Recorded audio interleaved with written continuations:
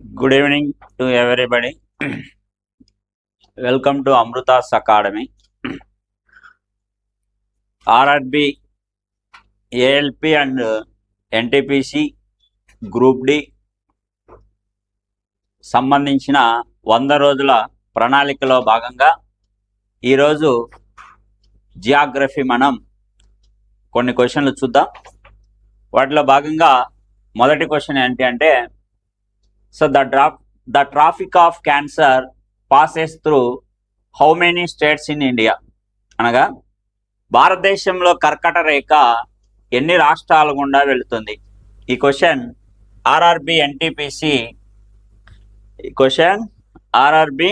NTPC prelims 2025లో అడగడం జరిగింది. సరే, సో కర్కట రేఖ అంటే ఏంటి అనేది తెలుసుకుందాం.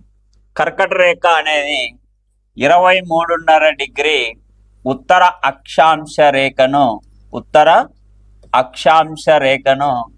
కర్కట రేఖ అని పిలుస్తాం. భారతదేశంలో 23.5 డిగ్రీ ఉత్తర అక్షాంశ రేఖ అయినటువంటి కర్కట రేఖ ఎన్ని రాష్ట్రాల గుండా వెళుతుంది అంటే 8 రాష్ట్రాల గుండా వెళుతుంది. ఎన్ని రాష్ట్రాల గుండా వెళుతుంది? 8 రాష్ట్రాల గుండా వెళుతుంది. సో 8 రాష్ట్రాల్లో మొదటగా ఏ రాష్ట్రంలో కర్కట రేఖ భారతదేశంలో ప్రవేశిస్తుందంటే మిజోరాం రాష్ట్రంలో ప్రవేశిస్తుంది. చివరిగా భారతదేశంలో ఏ రాష్ట్రంలో ఎంటర్ అవుతుంది అంటే గుజరాత్ రాష్ట్రంలో చివరిగా ఎంటర్ అవుతుంది. అయితే కర్కట రేఖ అనేది ఎక్కువ దూరం, సో ఎన్ని రాష్ట్రాల ఎక్కువ దూరం ఏ రాష్ట్రం గుండా ప్రయాణిస్తుంది అంటే మధ్యప్రదేశ్ అనేటువంటి రాష్ట్రము గుండా ఎక్కువ దూరం ప్రయాణిస్తుంది ఈ కర్కట రేఖ.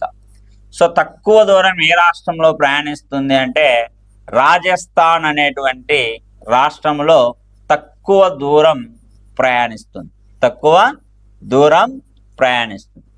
సో ఈ కర్కట రేఖ భారతదేశంలో ఎన్ని రాష్ట్రాల గుండా వెళ్తుందని చెప్పిన 8 రాష్ట్రాల గుండా వెళ్తుందని చెప్పిన.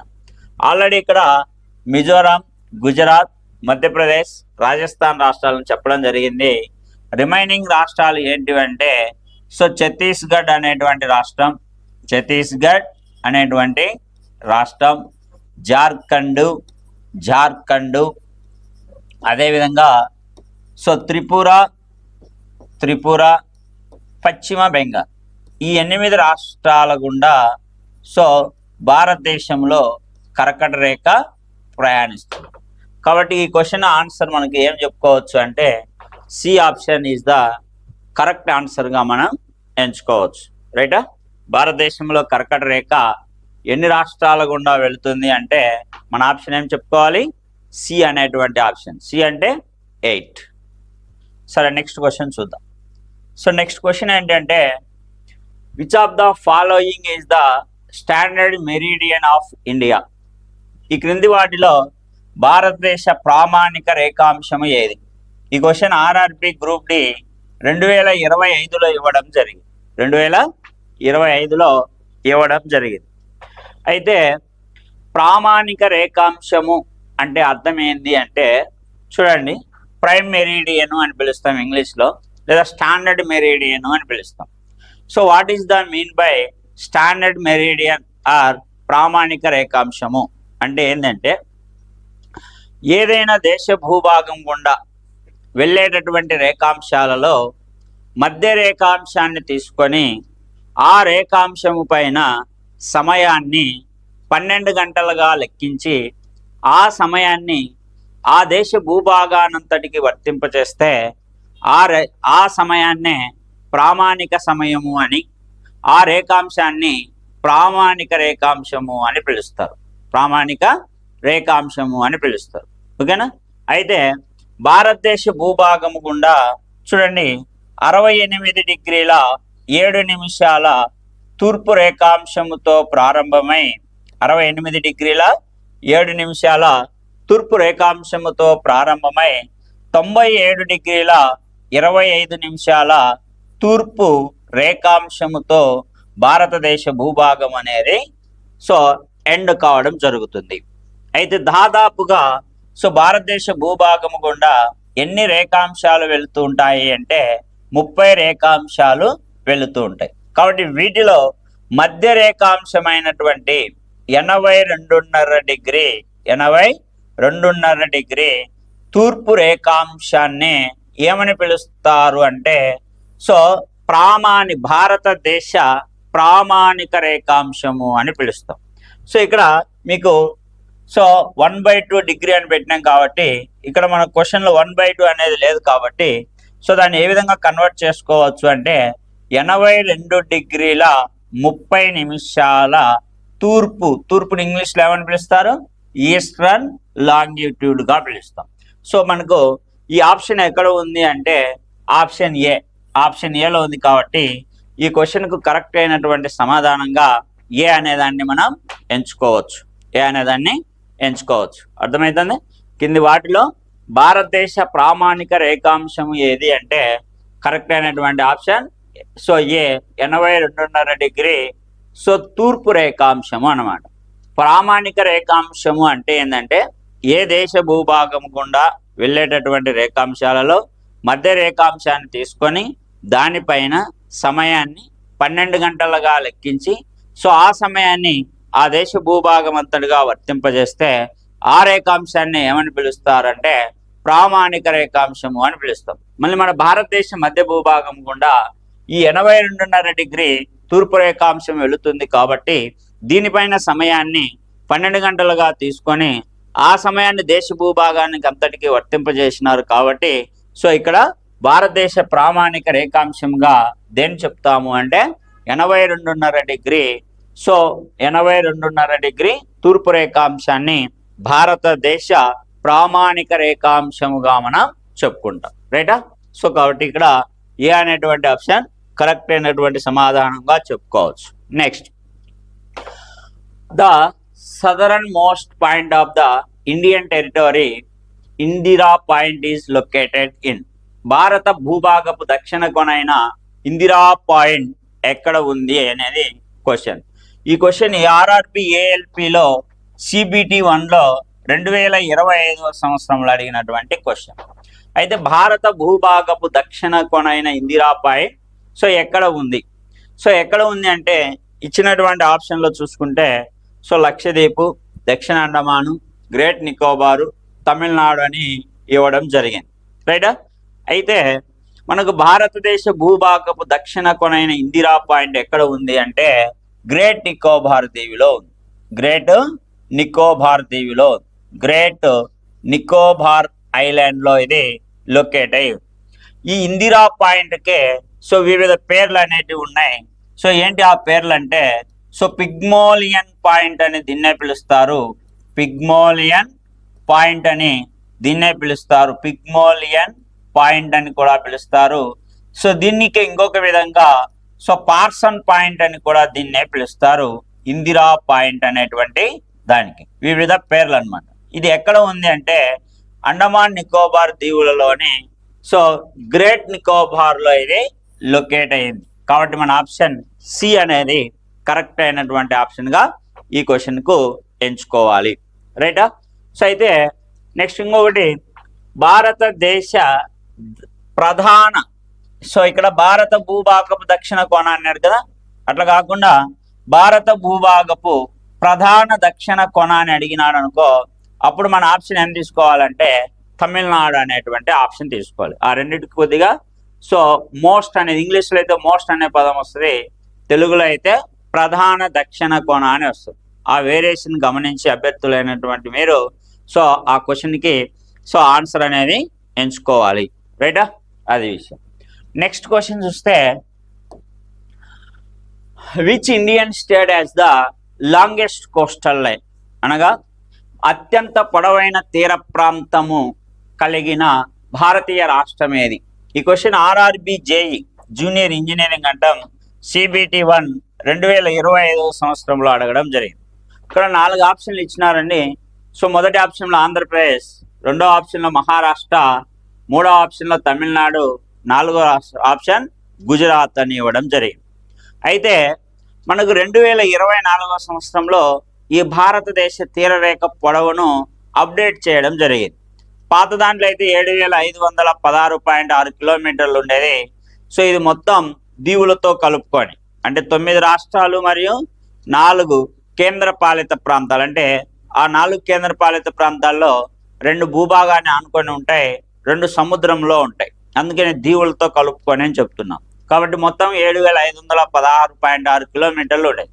ప్రస్తుతం ఎంత ఉంది అంటే 11,098.81 కిలోమీటర్ల పొడవైన తీరరేఖను అనేది కలిగి ఉంది భారతదేశం. ఈ 9 రాష్ట్రాలు అదేవిధంగా 4 కేంద్ర పాలిత ప్రాంతాలు ఈ మొత్తం తీరరేఖను కలిగి ఉన్నాయి. కానీ మన క్వశ్చన్ అడిగింది రాష్ట్రం, ఏ రాష్ట్రం ఎక్కువ పొడవైన తీర ప్రాంతం కలిగి ఉంది. కాబట్టి ఇచ్చినటువంటి ఆప్షన్లు చూసినట్లయితే ఆంధ్రప్రదేశ్కు 2024 డేటా ప్రకారం 1053.07 కిలోమీటర్ల పొడవైన తీరరేఖను కలిగి ప్రస్తుతం ఇది 3వ పొడవైన తీరరేఖ కలిగిన భారతీయ రాష్ట్రంగా ఉండేది. పాత డేటా ప్రకారం అయితే ఆంధ్రప్రదేశ్ 2వ పొడవైన తీరరేఖ కలిగినటువంటి రాష్ట్రంగా ఉండేది. సో ఈ మహారాష్ట్రకి 877.7 కిలోమీటర్ల పొడవైన తీరరేఖను కలిగి ఉంది. తమిళనాడు 1069.6 కిలోమీటర్ల పొడవైన తీరరేఖను కలిగి ప్రస్తుతం భారతదేశంలో 2వ పొడవైన తీరరేఖ కలిగిన భారతీయ రాష్ట్రముగా ఉంది. నెక్స్ట్ గుజరాత్. సో 2341 కిలోమీటర్ 41.4 కిలోమీటర్ల పొడవైన తీరరేఖను కలిగి భారతదేశంలో తీర ప్రాంతాన్ని కలిగినటువంటి రాష్ట్రాలలో సో అత్యంత పొడవైన తీరరేఖ కలిగినటువంటి రాష్ట్రంగా ఏ రాష్ట్రాన్ని ఎంచుకుంటామంటే గుజరాత్ రాష్ట్రాన్ని ఎంచుకుంటాం. కాబట్టి సో మనకు పాత డేటా అంటే 2025 కాబట్టి ఇది అప్డేటెడ్ క్వశ్చనే. సో అత్యంత పొడవైన తీర ప్రాంతం కలిగిన భారతీయ రాష్ట్రం ఏది అంటే గుజరాత్. సో మనకు ఆప్షన్ డి అనేది కరెక్ట్ అయినటువంటి ఆప్షన్గా ఎంచుకోవచ్చు. Next question. So India share it's longest international land border with which country?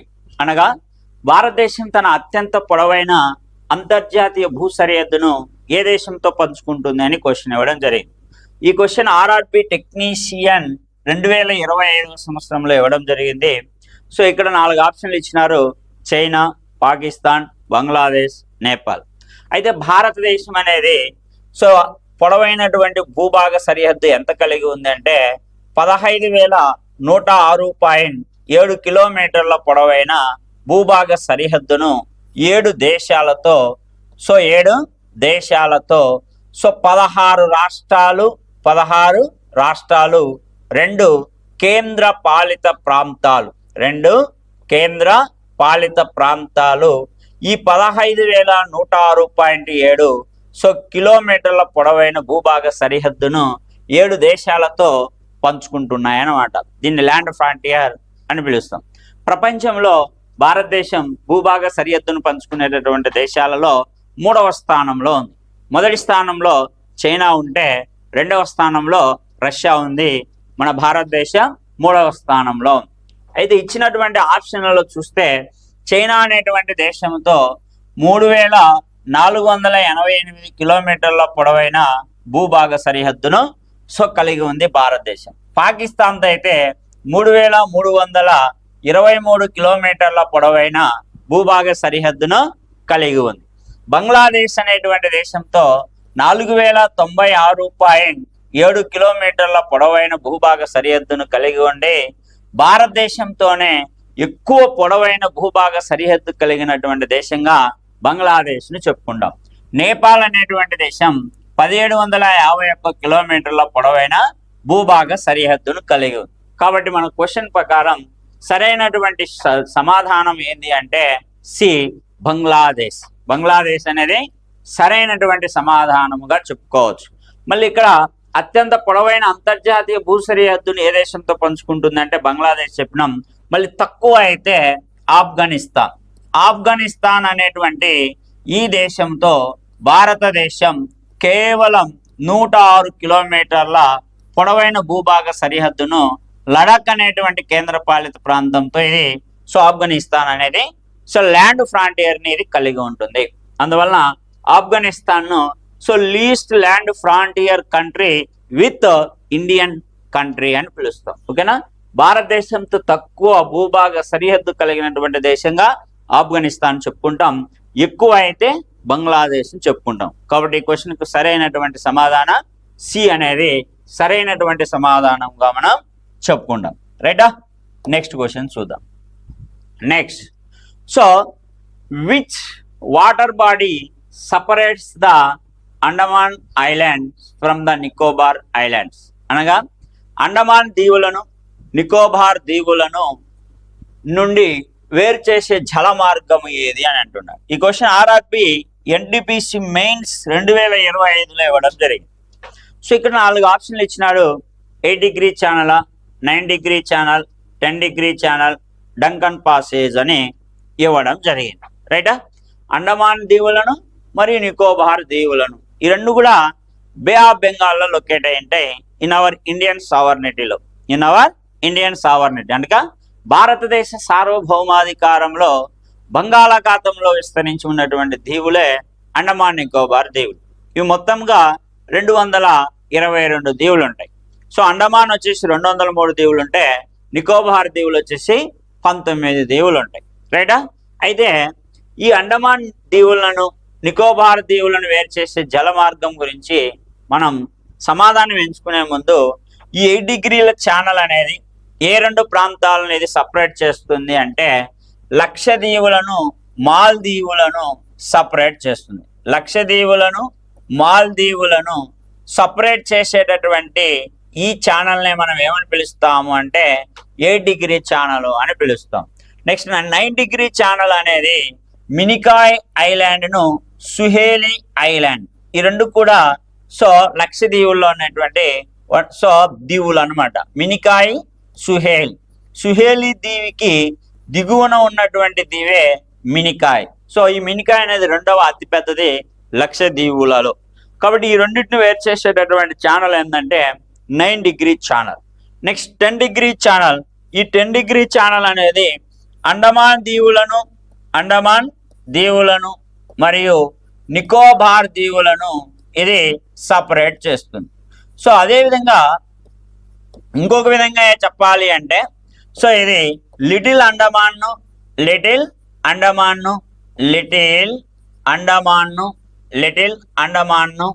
So car నికోబార్ను కూడా సపరేట్ చేసేటటువంటి ఛానల్ వచ్చేసి ఈ 10 డిగ్రీ ఛానల్ అని చెప్తాం.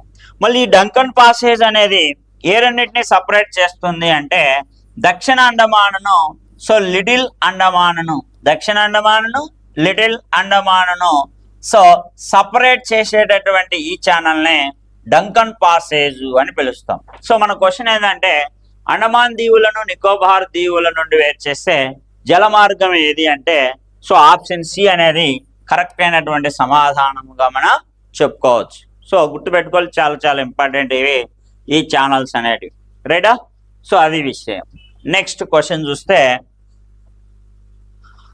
The Palk strait separates India from which country? Palk జలసంధి భారతదేశాన్ని ఏ దేశం నుండి వేరు చేస్తుంది అని ఇవ్వడం జరిగింది.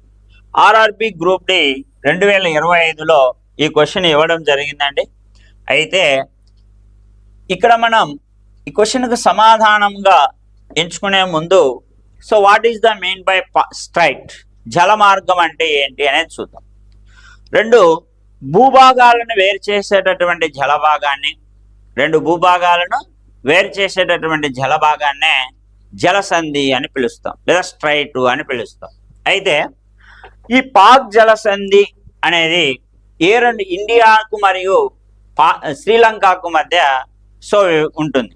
అయితే ఇండియాకి శ్రీలంకకు మధ్య మనకు ప్రధానంగా 4 భూస్వరూపాలు, 4 సో ఫిజికల్ ఫీచర్స్ లేదా ల్యాండ్ ఫామ్స్ అనేటివి నార్త్ నుంచి సౌత్కు మెయిన్గా 4 భూస్వరూపాలు అనేటివి ఉత్తరం నుంచి దక్షిణానికి విస్తరించి ఉంటాయి. సో అయితే మన భారతదేశానికి శ్రీలంక అనేటువంటి కంట్రీ ఏ డైరెక్షన్లో లొకేట్ అయి ఉంటుందంటే ఆగ్నేయ దిశలో, సౌత్ ఈస్ట్ డైరెక్షన్లో ఇది లొకేట్ అయ్యి ఏ మహాసముద్రంలో విస్తరించి ఉంటుందంటే హిందూ మహాసముద్రంలో తాళం చెవి ఆకారంలో తాళం చెవి కాదండి, కన్నీటి చుక్క ఆకారంలో ఈ శ్రీలంక అనేటువంటి దేశం హిందూ మహాసముద్రంలో భారతదేశానికి ఆగ్నేయ దిశలో సౌత్ ఈస్ట్ డైరెక్షన్లో ఇది లొకేట్ అయి ఉంటుంది. అయితే భారతదేశానికి శ్రీలంకకు మధ్య 4 ప్రధాన భూస్వరూపాలు ఉత్తరం నుంచి దక్షిణానికి విస్తరించి ఉంటాయి. వాటిలో భాగంగా కొన్ని చూస్తే ఫస్ట్ వచ్చేసి పాక్ జలసంధి. ఈ ఆర్డర్ గుర్తుపెట్టుకోండి. ఉత్తరం నుంచి దక్షిణానికి వేరు చేసేటటువంటి 4 భూస్వరూపాలు. ఏ డైరెక్షన్ నుంచి ఏ డైరెక్షన్ అని చెప్తున్నా? ఉత్తరం నుంచి దక్షిణానికి. ఏ 2 దేశాల మధ్య? భారతదేశానికి శ్రీలంకకు మధ్య. శ్రీలంక అనేది భారతదేశానికి ఆగ్నేయ దిశలో ఉంటుంది, హిందూ మహాసముద్రంలో విస్తరించి ఉంటుంది. ఆర్డర్ కంపల్సరీ గుర్తుపెట్టుకోండి. ఈ ఆర్డర్ కంపల్సరీగా ఫస్ట్ పాక్ జలసంధి, తర్వాత పాక్ అఘాతము, తర్వాత వచ్చేసి ఆడమ్స్ బ్రిడ్జి. దీనిని ఇంకొక విధంగా ఏమని పిలుస్తారు అంటే రామసేతు మార్గము అని కూడా దీన్ని ఇంకొక విధంగా పిలుస్తారు. రామసేతు మార్గము. 4వది వచ్చేసి మన్నార్ సింధు శాఖ. ఇంగ్లీష్లో అయితే దీన్ని గల్ఫ్ ఆఫ్ మన్నారు అని పిలుస్తాం. మన్నారు సింధు శాఖ. ఈ 4 భూస్వరూపాలు lie in between India and Sri Lanka అని చెప్తాం, రైటా? కాబట్టి మనకి ఇక్కడ క్వశ్చన్ ఏంటంటే పాక్ జలసంధి భారతదేశాన్ని ఏ దేశం నుండి వేరు చేస్తుంది అంటే మాల్దీవుల, శ్రీలంక, మయన్మార్, ఇండోనేషియా అని ఇవ్వడం జరిగింది. ఇప్పుడే మనం చెప్పినాం కదా. కాబట్టి శ్రీలంక అనేటువంటి దేశం నుండి ఈ పాక్ జలసంధి వేరు చేస్తుంది. చాలా చాలా ఇంపార్టెంట్, గుర్తుపెట్టుకోవాలి, రైటా? ఇక్కడ ఈ క్వశ్చన్కు సరైనటువంటి సమాధానంగా బిని మనం ఎంచుకోవచ్చు. నెక్స్ట్ క్వశ్చన్ చూస్తే what is the eastern most point of India? భారతదేశం యొక్క తూర్పు కొన ఏది అంటున్నాం. ఇది ఆర్ఆర్బి ఏఎల్పి సిబిటి 1 2025లో క్వశ్చన్ ఇవ్వడం జరిగింది. 4 ఆప్షన్లు ఇచ్చినాడు. గుహర్మోతి, కిబితు, ఇందిరాకాల్, దిహాంగ్ అని ఇవ్వడం జరిగింది, రైటా? ఈ గుహర్మోతి అనేది భారతదేశానికి పశ్చిమ చివరి కొన. ఇది పశ్చిమ చివరి కొన. Western terminal point in Indian land mass అని పిలుస్తాం. ఈ గుహర్మోతి ఏ రాష్ట్రంలో ఉంది అంటే గుజరాత్ రాష్ట్రంలో ఇది ఉంది. గుజరాత్ రాష్ట్రంలో లొకేట్ అయ్యింది. నెక్స్ట్ కీబూత్. ఈ కీబూత్ని ఇంకొక విధంగా ఏమని పిలుస్తారు అంటే దీన్ని తాలు ఘాట్ అని, ద్వీపు ఘాట్ అని కూడా పిలుస్తాం. ద్వీపు కనుమ అని కూడా పిలుస్తాం. ఇది అరుణాచల్ ప్రదేశ్ రాష్ట్రంలో, ఏసీపీ అంటే అరుణాచల్ ప్రదేశ్ రాష్ట్రంలో దాంగ్ అనేటువంటి ప్రాంతంలో ఇది విస్తరించి ఉంటుంది. ఇది భారతదేశానికి ఏ చివరన ఎడ్జ్లో ఉంటుందంటే తూర్పు చివరి కొన. ఇది eastern terminal point in Indian land mass అని దీనినే పిలుస్తాం. ఇందిరాకాల్ అనేది ఎక్కడ ఉంటుంది అంటే భారతదేశానికి ఉత్తర చివరి కొన. Northern terminal point in Indian land mass అని పిలుస్తాం. ఇది కారాకోరం శ్రేణిలో కిలిక్ దావన్ కనుమలో ఇది లడక్ అనేటువంటి యూనియన్ టెరిటరీలో ఇది లొకేట్ అయి ఉంటుంది. ఇందిరాకాల్. దిహాంగ్ అనేది అరుణాచల్ ప్రదేశ్ రాష్ట్రంలో ఒక డిస్టిక్ అన్నమాట. ఇప్పుడు మన క్వశ్చన్ ఏంటంటే భారతదేశం యొక్క తూర్పు కొన ఏది అని అడుగుతున్నాడు. కాబట్టి తూర్పు చివరి కొనగా ఏం చెప్తాము అంటే కీబితు. దీనికి వివిధ పేర్లు ఏంటి? తాలుఘాట్, తాలు కనుమ లేదా ద్వీపు కనుమ. ఇది అరుణాచల్ ప్రదేశ్ రాష్ట్రంలో ధాంగ్ అనేటువంటి ప్రాంతంలో ఇది లొకేట్ అయి ఉంటుంది. దీనినే భారతదేశ తూర్పు చివరి కొన, eastern most point of Indian land mass అని దీనినే పిలుస్తాం. కాబట్టి క్వశ్చన్కు కరెక్ట్ అయినటువంటి సమాధానం ఏంటంటే బి అనేటువంటిది సరైనటువంటి సమాధానంగా చెప్పుకుంటాం, రైటా? నెక్స్ట్ క్వశ్చన్ చూద్దాం. Which of the following Indian states does not share it's border with Bhutan? కింది భారతీయ రాష్ట్రాలలో ఏది భూటాన్తో తన సరిహద్దును పంచుకోదు అని అడుగుతున్నాడు.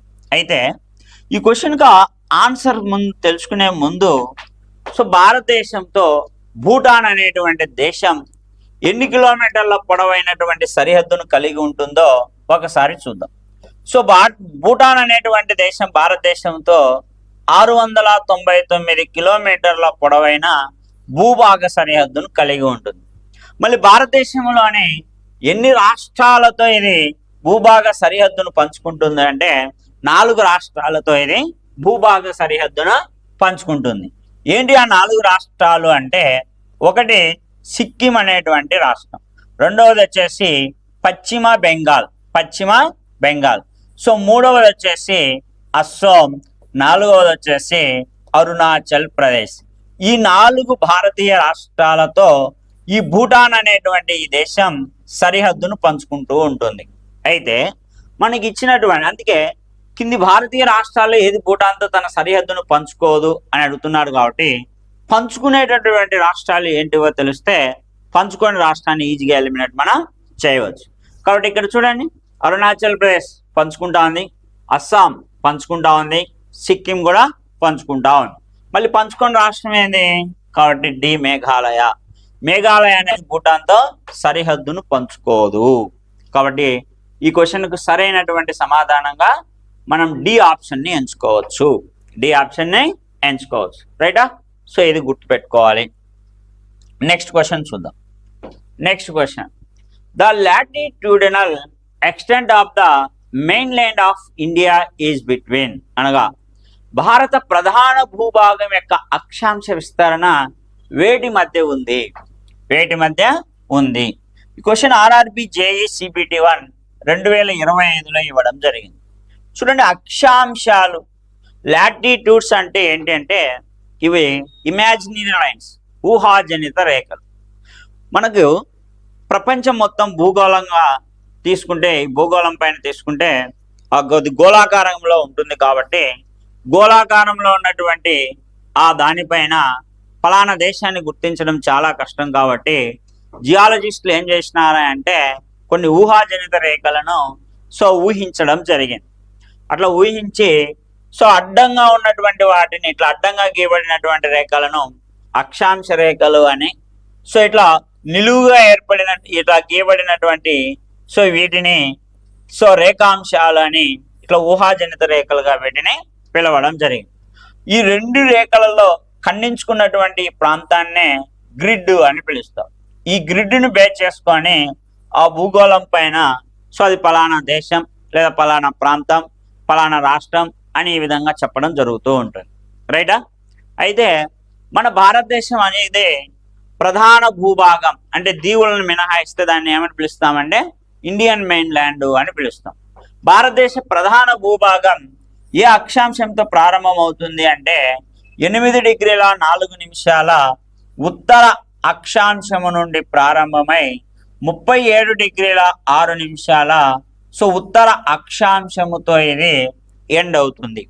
ఒకవేళ దీవులను తీసుకున్నట్లయితే 6 డిగ్రీల 45 నిమిషాల ఉత్తర అక్షాంశంతో ప్రారంభమై 37 డిగ్రీల 6 నిమిషాల ఉత్తర అక్షాంశంతో ఇది ఎండ్ అవుతుంది. కానీ ఇక్కడ ప్రధాన భూభాగం అన్నాం కాబట్టి ఇవి విత్ ఐలాండ్స్, అది వితౌట్ ఐలాండ్స్. ఇది విత్ ఐలాండ్స్తో ఈ రేఖాంశంతో ప్రారంభమయ్యేది, ఇది ప్రారంభమయ్యేది, ఇది ఎండ్ అయ్యేది. ప్రధాన భూభాగంతో ప్రారంభమయ్యే అక్షాంశం ఇది, ప్రధాన భూభాగంతో ఎండ్ అయ్యేటటువంటి అక్షాంశం ఇది. కాబట్టి ఇది విత్ ఐలాండ్స్ అంటే ఇది గుర్తుపెట్టుకోవాలి, వితౌట్ ఐలాండ్స్ అంటే అక్షాంశాల గురించి మాట్లాడుతున్నాం కాబట్టి ఇది. అయితే ఇక్కడ క్వశ్చన్లో కూడా చూడండి, ఫస్ట్ ఆప్షన్ 8 డిగ్రీల 4 నిమిషాల నార్థరన్, ఎన్ అంటే ఉత్తరం, మరియు 37 డిగ్రీల 6 నిమిషాల ఎన్ అంటే ఉత్తరం.